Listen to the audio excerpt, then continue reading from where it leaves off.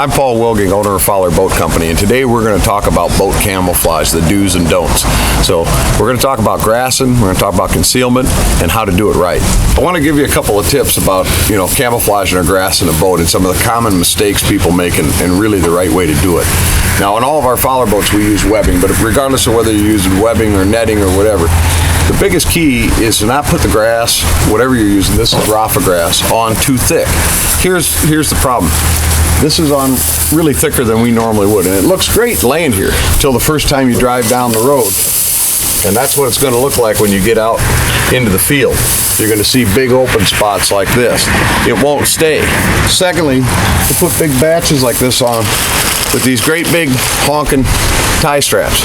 Those are great until you start losing strands. Then it's going to start pulling out and you're going to lose it like that. Okay? The key to doing a boat correctly is to use small amounts of grass and weave them in and out and tie strap them down in multiple places in multiple layers so that it doesn't come loose, that it stays where you want it. It will naturally intertwine and blend trailering down the road, but you won't end up with big spots like this and the boat won't end up looking like a hay bale. We're going to walk over to the other side of the boat and show you the proper way to do it.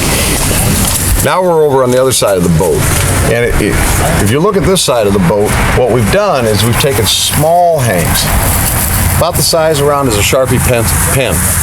You weave those in and out of the webbing or your netting or whatever, however it's convenient, and layer them, almost like you're shingling a house.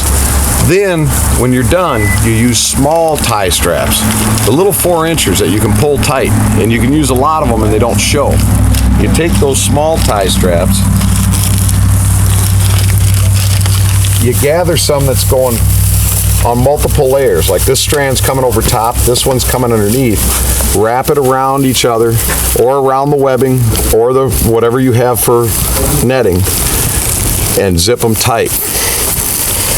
When you do that, you've now locked this whole section in place. It's not going to pull going down the road. It's going to stay where it is. The ends will naturally fray and interweave and make it look natural, but you won't be regrassing your boat 3-4 times a season. If your conditions change, you can add additional colors just striped over top of this, and if you need to take them back off, you just cut those tie straps and take them off. A job like this will last for years. I'm going to show you a boat that we've trailered all over the country for 3 years, and it still has its original grassing on, just to show you how well this holds up over time. This is the example of what I'm talking about. This is my personal rig. This has been trailered from Louisiana to Nebraska, Iowa, Mississippi for 3 seasons running. Now you can see the grass is faded from being out in the sun, but this is an original layer that's been on here trailered down the highway for 3 seasons. Now each year we got to add a little fresh, like we did last night. We added some black because we were going to be in the timber today, so we just added some over top. And from there you can add some natural vegetation where you hunt over top of the base layer, but your base layer is going to stay there for season after season.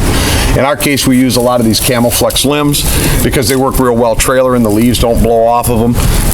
That adds some 3D depth, but from how you finish it there just depends on your background. If you're hunting buckbrush, you put more dark on. If you're hunting cattails, you put a lighter color on. In our case, we like to use these because they break up the outline just about anywhere. But a good camo job, and if you take your time when you put the initial layer of grass on, you won't have to be redoing it every season, and it's going to hold up when you trailer, and then you can just adapt it to wherever you're hunting in any given situation. Like I said, the whole key to camo is doing it once and doing it right. If you do it right once, it'll last many, many seasons and be adaptable wherever you go. That's your Phowler Big Water Outdoors tip of the week.